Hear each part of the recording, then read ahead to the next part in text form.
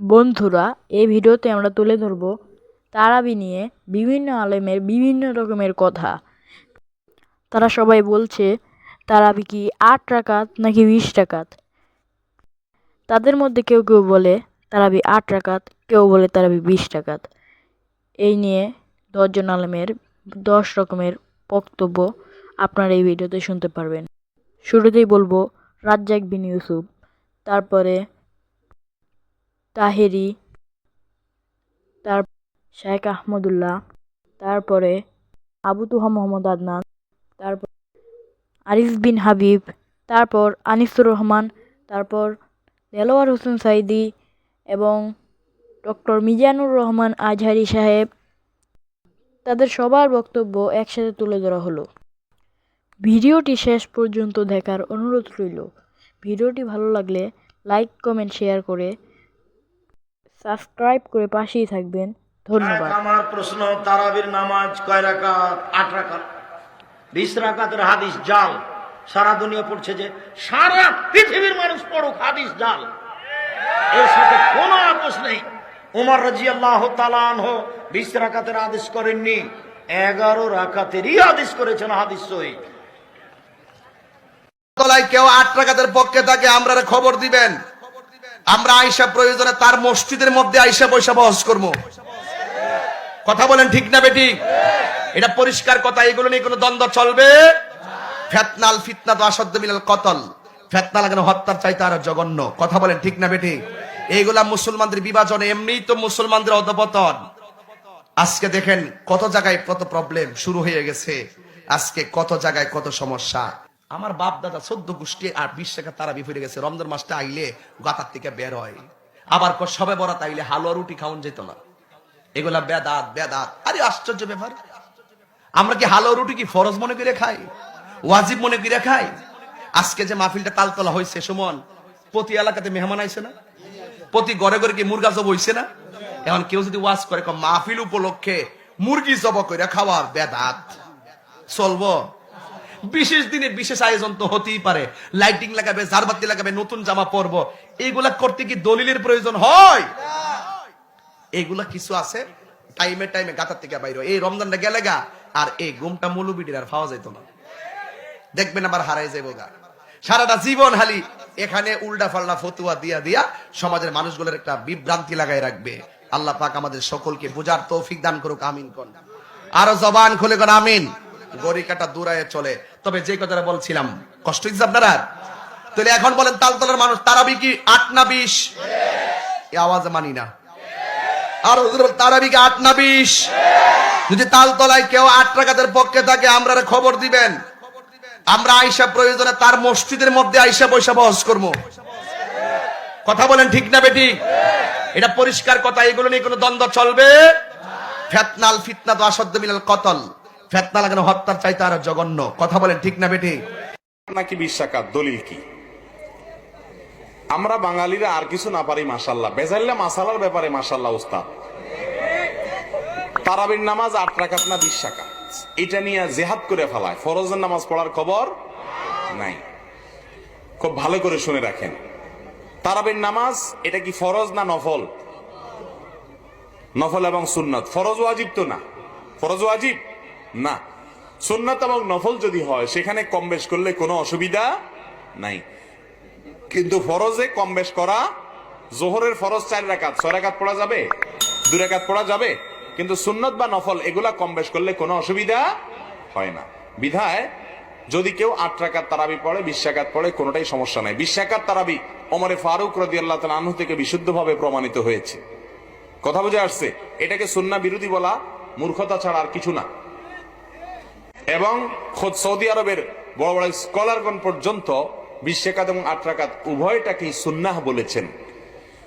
৮ রাকাত পড়লেও সুন্নত আদায় হবে, ২০ রাকাত পড়লেও সুন্নত আদায় হবে, তবে এটা নিয়ে ঝগড়া করলে সুন্নত আদায় হবে না। কথা কি বুঝতে পারছেন? মারামারি করলে এটা সুন্নত আদায় হবে না, বরং গুনাহ হবে। এই জায়গাটা আপনাদের সকলকে একটু জিজ্ঞাসা করি, বলেন তো, রমজান মাসে যারা ২০ পরে তারা কি ২-৩ দিন পরে না পুরা মাস? মাশাআল্লাহ। যারা ২০-এর কম পরে তারাও কি ২-৩ দিন পরে না পুরা মাস? তাহলে পুরা মাস পড়ার ক্ষেত্রে ২০ ওয়ালারাও ওমর ফারুকের সুন্নত মানে, ২০-এর কম যারা তারাও ওমর ফারুকের সুন্নত মানে। ঠিক আছে তো? কারণ 20-এর কম যদি জামাতে পড়ে পুরা মাস, এটা ওমর ফারুক রাদিয়াল্লাহু তাআলা আনহু সুন্নাত। তারাবি যদি জামাতে পুরা মাস পড়েন আপনি, এটা নিঃসন্দেহে ওমর ফারুকের সুন্নাত।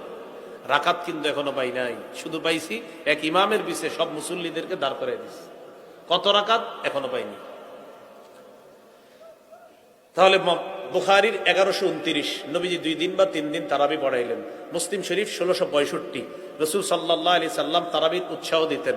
আবু বকর সিদ্দিকের যুগে উৎসাহ, ওমর ফারুকের শুরু যুগে উৎসাহ। মুয়াত্তা মালিক মাজা আফি কিয়ামি রমাদান শিরোনামে ওমর ফারুক এক ইমামের পিছনে সব মুসলমানদেরকে দাঁড় করিয়ে দিলেন। বাস পুরা রমজান মাস তারাবির নামাজ জামাতে চালু হয়ে গেল। এতটুকু আমরা পাইলাম, রাকাত এখনো পাইনি। এই মুয়াত্তা মালিক কিতাবের মা জা আফি কিয়ামি রমাদান শিরোনাম, এই শিরোনামের ইমাম মালিক আরেকটা হাদিস আনছেন। এই হাদিসের বর্ণনাকারীর নাম ইয়াজিদ ইবনে রুমান। তিনি বলেন, কানান নাসু ইয়াকুমুনা ফি জামানি উমর ইবনুল খাত্তাব রাদিয়াল্লাহু তাআলা আন বি23 রাকআ। মুসলমানরা ওমর ফারুক রাদিয়াল্লাহু তাআলা আনহুর জামানায় 23 রাকাত সালাত জামাতের সাথে আদায় করতেন। কয় রাকাত? 20 রাকাত তারাবি, 3 রাকাত বিতির, কত হয়? 23 রাকাত। তারাবির নামাজ সামনে তো আরেকটা বাহাস আসবে, 20 পড়বেন না 8 পড়বেন, ঈদের নামাজ কত তাকবীরে পড়বেন ইত্যাদি। যে মাসআলাগুলোকে নিয়ে সাহাবায়ে কেরামের যুগ থেকে শুরু করে ইখতিলাফ চলে আসছে, এগুলো নিয়ে আমরা কিয়ামত পর্যন্ত ইখতিলাফ করতেই থাকবো। বলেন ঠিক, তাই না? এটাই করছি আমরা। এবং সারা বিশ্বের প্রেক্ষাপটে আমাদেরকে আজকে চতুর্দিক থেকে গলার মধ্যে রশি পেঁচিয়ে টান দেয়া হয়ে গেছে, খালি ফাঁসির কাজটা ঝোলা বাকি এখন আমাদের। উদাহরণটা এভাবে দিতে পারি আমি, যারা বোঝার তারা বুঝবেন ইনশাআল্লাহ। সমুদ্রের ধারে দাঁড়িয়েছেন কখনো? অনেকে দাঁড়িয়েছেন, ওখানে কিছু চোরাবালি থাকে, আছে চোরাবালি আছে। এই চোরাবালিতে কেউ যদি ডুবে যায়, দেখা যায় যে আস্তে আস্তে তার হাঁটু, তারপরে তার কোমর, তারপর বুক আস্তে আস্তে ডুবতে থাকে। আমাদের অবস্থাটা এখন এমন হয়েছে যে প্রথমে আমাদের উম্মাহ, এই দেহটা একটা চোরাবালিতে পড়েছিল, পরে তার প্রথমত টাকনু পর্যন্ত ডুবেছে। সে হাত পা ছোড়াছড়ি করছে, আমাকে বাঁচাও, আমাকে উঠাও। চারপাশে উম্মার অনুসারী মানুষরা ছিলেন, তারা বলছে নড়াচড়া করবেন না, নড়াচড়া করবেন না, নড়াচড়া করলে আরো ডুবে যাবেন, ওইভাবে থাকেন। উম্মাহ বেচারা এভাবেই ছিল। তারপর আস্তে আস্তে আস্তে আস্তে তার হাঁটু পর্যন্ত ডুবে গেল। সে অস্থির হয়ে ছটফট করছে, আমাকে বের করো, আমাকে বের করো, আমি ডুবে যাচ্ছি। আশপাশের মানুষ বলছে রিল্যাক্স, নড়াচড়া করবেন না, নড়াচড়া করলে আপনি ডুবে যাবেন। এভাবে আস্তে আস্তে কোমর, আস্তে আস্তে বুক, এখন গলা পর্যন্ত ডুবে গেছে। এখনো উম্মাহ চিৎকার করছে, আমাকে বের করো, আমাকে বের করো, আমি ডুবে যাচ্ছি। আশপাশের মুসলিমরা বলছে নড়াচড়া করতে যায় না, নড়াচড়া করতে যায় না, ওইটাও ডুবে যাবে। কে টেনে তুলবে একে এখন? যারা আশপাশে আছে এই দুরবস্থায় এবং এই দায়িত্ব পালন করে নাই, আল্লাহ পাক অচিরে তাদেরকে সরিয়ে দিবেন ইনশাআল্লাহ, কোনো সন্দেহ নাই। নতুন কোন কওম আসবে ইনশাআল্লাহ, নতুন কোন প্রজন্ম আসবে ইনশাআল্লাহ, যারা এই উম্মাহটাকে আবার তুলবে ইনশাআল্লাহ তাআলা। এবং আমরা জানি, আমরা আখিরুজ্জামান স্টাডি করে দেখেছি যে বিশ্বের সামনে এমন সময় আসবে যখন ঈসা ইবনে মারইয়ামকে আল্লাহ পাক নামাবেন, এবং এই বিষয়ে কোনো সন্দেহ নাই। আর ন্যাটো যদি চেষ্টা করে তাকে থামাতে পারবে না। কথা বুঝতে পারেন নাই? পৃথিবীর কোন শক্তি তাকে আটকাতে পারবে না। আল্লাহ পাক এটা বলে দিয়েছেন, সিরিয়ার দামেস্কের সাদা মিনারের উপরে 2 জন ফেরেশতার কাঁধে ভর করে ঈসা ইবনে মারইয়ামকে আল্লাহ পাক পাঠাবে। হাদিস এভাবে এসেছে, তার চুলগুলো ছিল ব্রাউন কালার এবং অনেক কাত পর্যন্ত লম্বা।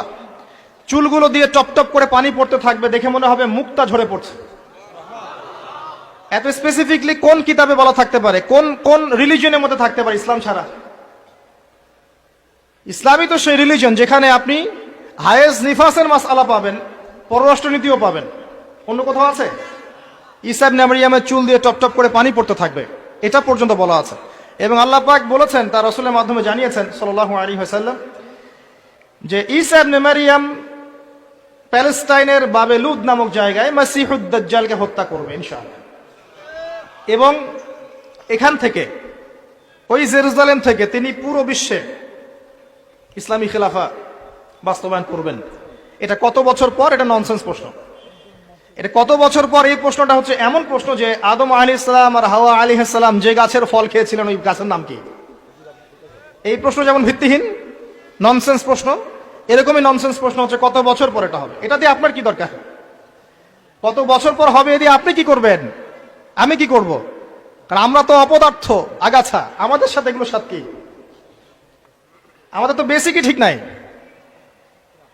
ঈসা ইবনে মারইয়াম এর হাতে আল্লাহ রাব্বুল আলামিন 40 বছর পৃথিবীর খেলাফা রাখবেন ইনশাআল্লাহ তাআলা। তখনকার যে প্রজন্মটা থাকবে, এই প্রজন্ম ইনশাআল্লাহ ওই চোরাবালিতে ডুবে যাওয়া উম্মাহকে টেনে বের করবে ইনশাআল্লাহ আযজা ওয়া জাল। এখন সময়ের অপেক্ষা করে বসে থাকার জন্য আপনাকে পাঠানো হয়নি, আমাকে পাঠানো হয়নি। আল্লাহ পাক কিছু দায়িত্ব দিয়েছেন। প্রথমটা বলছিলাম আপনাকে জ্ঞান অর্জন করতে হবে, এবং জ্ঞান অর্জনের প্রথম ধাপ হচ্ছে আল কোরআন।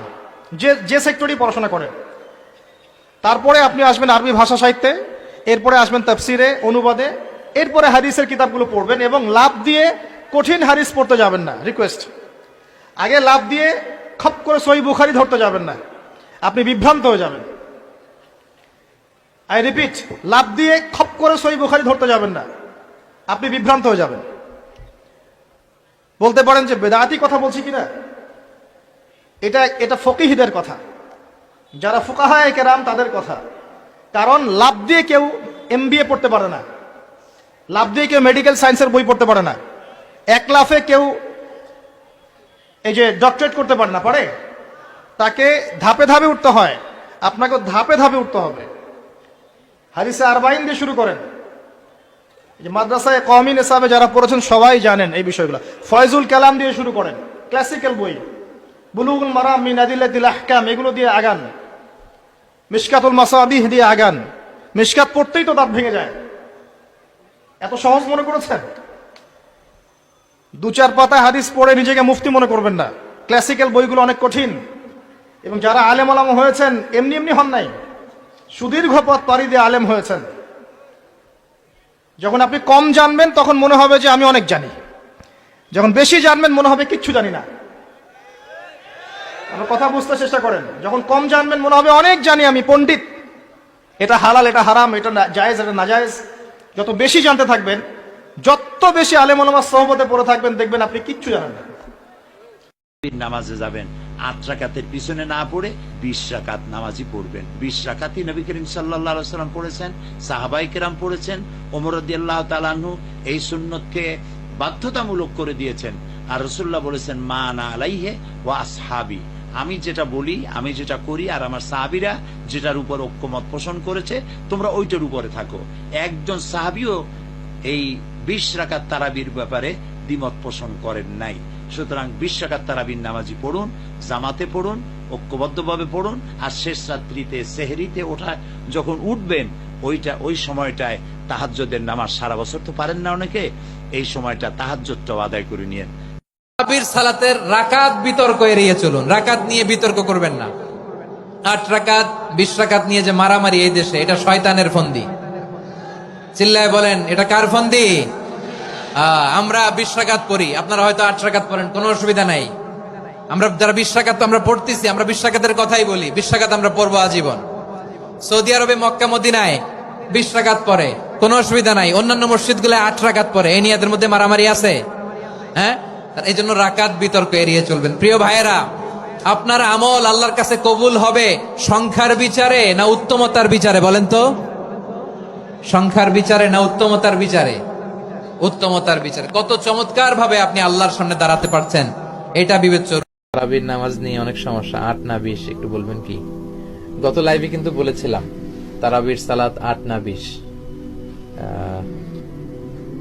বিষ্ণু ঈসা ইসলাম রমাদান কিংবা রমাদানের বাইরে 11 রাকাতের বেশি পড়তেন না, সেক্ষেত্রে 8 রাকাত পড়তেন তিনি। তারাবি বলেন বা কিয়ামুল লাইল বলেন, যেটাই বলেন, আর বাকি 3 রাকাত ছিল বেতের পড়তেন। পরবর্তীতে ওমরে ফারুকের সময় উনি সাহাবীদেরকে বিচ্ছিন্ন হয়ে রাত্রিবেলা মসজিদে নামাজ পড়তে দেখে একত্রিত করলেন, তখন থেকে 20 রাকাত চালু হলো। মসজিদে নববীতে, মসজিদুল হারামে আজও 20 রাকাত হয়। আমি আল আজহার ইউনিভার্সিটি থেকে ব্যাচেলর করেছি, সেখানেও 20 রাকাত হয়। তো যেহেতু এটা ইবাদতের মাস, যত বেশি ইবাদত করা যায় ততই ভালো। সাহাবারা 20 রাকাত করেছেন। সাহাবারা তো আমাদের চেয়ে ইসলামকে ভালো বুঝেছেন। মসজিদুল হারাম, মসজিদ নববীতে আজও 20 রাকাত হয়। মানুষদেরকে যত বেশি সুযোগ দেওয়া যায় এবং 20 রাকাত হওয়াটাই ভালো। ফলে কারো যদি স্বাস্থ্য খারাপ লাগে সে চলে গেল বা কিছুক্ষণ বিশ্রাম নিয়ে আবার অংশগ্রহণ করলো। 8 রাকাত হলে যেটা হয় খুব অল্প সময়ে শেষ হয়ে গেল, ফলে অনেকে হয়তো বঞ্চিত হতে পারে। 20 রাকাতই চালু থাক, যার যতটুকু সুযোগ হয় পড়বেন, ফ্লেক্সিবিলিটি আছে। 8 রাকাত 20 রাকাত এখানে আমি বলেছিলাম সম্মানিত ভাইয়েরা, কোয়ান্টিটি ধর্তব্য না, মানে কয় রাকাত এটা বেশি গুরুত্বপূর্ণ না, গুরুত্বপূর্ণ কোয়ালিটি, কত ধীরস্থির ভাবে, কত স্মুথলি আপনি পড়ছেন। আলহামদুলিল্লাহ, আমি তো মালয়েশিয়াতে তারাবি পড়ি, কত চমৎকার ধীরস্থির ভাবে যে তারা পড়ে। মিশরে তারাবি পড়েছি, কত ধীরস্থির ভাবে পড়ে। হেরেম শরীফে কত ধীরস্থির ভাবে পড়ে। আপনারা দেশে 8 না 20 যারা আমার আলোচনা পছন্দ করেন, আমি তাদেরকে দাবির জায়গা থেকে বলবো 8 না 20 তারা কেউ এ নিয়ে তর্ক করবেন না। আমার আলোচনা যারা পছন্দ করেন, ইসলামকে যারা পছন্দ করেন, তাদেরকে আমি বলবো ইয়াং যুবক সমাজ যারা আছো, 8, 20 এগুলো আমি তোমাদের মুখে শুনতে চাই না। আমি শুনতে চাই যে কেন বাংলাদেশে এত দ্রুত তারাবি পড়া হয়, এ নিয়ে সবাই কথা বলেন, যে আমরা আস্তে আস্তে পড়বো। আমরা সারা বছর ব্যস্ত থাকি, রমাদানে একটু আমরা দাঁড়িয়ে আল্লাহর সামনে কতটুকু দাঁড়িয়ে থাকা যায় এই অভ্যাসটা আমরা করার চেষ্টা করব। কারো যদি শরীরে খুব বেশি না খুলে আপনি পড়েন, 8 পড়েন, 12 পড়েন, আবার শেষ রাতে উঠে কিছু পড়েন, যার যতটুকু সুযোগ। এ নিয়ে বিতর্ক করার কোনো সুযোগ নেই। তারাবির সালাত 8 না 20। বিষ্ণু ইসা ইসলাম রমাদান কিংবা রমাদানের বাইরে 11 রাকাতের বেশি পড়তেন না, সেক্ষেত্রে 8 রাকাত পড়তেন। তিনি তারাবি বলেন বা কিয়ামুল লাইল বলেন, যেটাই বলেন, আর বাকি 3 রাকাত ছিল বেতের পড়তেন। পরবর্তীতে ওমরে ফারুকের সময় উনি সাহাবীদেরকে বিচ্ছিন্ন হয়ে রাত্রিবেলা মসজিদে নামাজ পড়তে দেখে একত্রিত করলেন। তখন থেকে 20 রাকাত চালু হলো। মসজিদে নববীতে, মসজিদুল হারামে আজও 20 রাকাত হয়। আমি আল আজহার ইউনিভার্সিটি থেকে ব্যাচেলর করেছি, সেখানেও 20 রাকাত হয়। তো যেহেতু এটা ইবাদতের মাস, যত বেশি ইবাদত করা যায় ততই ভালো। সাহাবারা 20 রাকাত করেছেন। সাহাবারা তো আমাদের চেয়ে ইসলামকে ভালো বুঝেছেন। মসজিদুল হারাম, মসজিদ নববীতে আজও 20 রাকাত হয়। মানুষদেরকে যত বেশি সুযোগ দেওয়া যায় এবং 20 রাকাত হওয়াটাই ভালো। ফলে কারো যদি স্বাস্থ্য খারাপ লাগে সে চলে গেল বা কিছুক্ষণ বিশ্রাম নিয়ে আবার অংশগ্রহণ করলো। 8 রাকাত হলে যেটা হয় খুব অল্প সময়ে শেষ হয়ে গেল, ফলে অনেকে হয়তো বঞ্চিত হতে পারে। 20 রাকাতই চালু থাক, যার যতটুকু সুযোগ হয় পড়বেন, ফ্লেক্সিবিলিটি আছে। 8 রাকাত 20 রাকাত এখানে আমি বলেছিলাম সম্মানিত ভাইয়েরা, কোয়ান্টিটি ধর্তব্য না, মানে কয় রাকাত এটা বেশি গুরুত্বপূর্ণ না, গুরুত্বপূর্ণ কোয়ালিটি, কত ধীরস্থির ভাবে, কত স্মুথলি আপনি পড়ছেন। আলহামদুলিল্লাহ, আমি তো মালয়েশিয়াতে তারাবি পড়ি, কত চমৎকার ধীরস্থির ভাবে যে তারা পড়ে। মিশরে তারাবি পড়েছি, কত ধীরস্থির ভাবে পড়ে। হেরেম শরীফে কত ধীরস্থির ভাবে পড়ে। আপনারা দেশে 8 না 20 যারা আমার আলোচনা পছন্দ করেন, আমি তাদেরকে দাবির জায়গা থেকে বলবো 8 না 20 তারা কেউ এ নিয়ে তর্ক করবেন না। আমার আলোচনা যারা পছন্দ করেন, ইসলামকে যারা পছন্দ করেন, তাদেরকে আমি বলবো ইয়াং যুবক সমাজ যারা আছো, 8, 20 এগুলো আমি তোমাদের মুখে শুনতে চাই না। আমি শুনতে চাই যে কেন বাংলাদেশে এত দ্রুত তারাবি পড়া হয়, এ নিয়ে সবাই কথা বলেন, যে আমরা আস্তে আস্তে পড়বো। আমরা সারা বছর ব্যস্ত থাকি, রমাদানে একটু আমরা দাঁড়িয়ে আল্লাহর সামনে কতটুকু দাঁড়িয়ে থাকা যায় এই অভ্যাসটা আমরা করার চেষ্টা করব। কারো যদি শরীরে খুব বেশি না খুলে আপনি পড়েন, 8 পড়েন, 12 পড়েন, আবার শেষ রাতে উঠে কিছু পড়েন, যার যতটুকু সুযোগ। এ নিয়ে বিতর্ক করার কোনো সুযোগ নেই। বিধর্মীদের সাথে ইফতার করা যাবে কিনা? জি, বিধর্মীদের সাথে ইফতার করা যাবে ইনশাআল্লাহ। বিধর্মীদের টাকা ইফতার করা যাবে কিনা? হ্যাঁ, বিধর্মীদের টাকা দিয়েও ইফতার করা যাবে।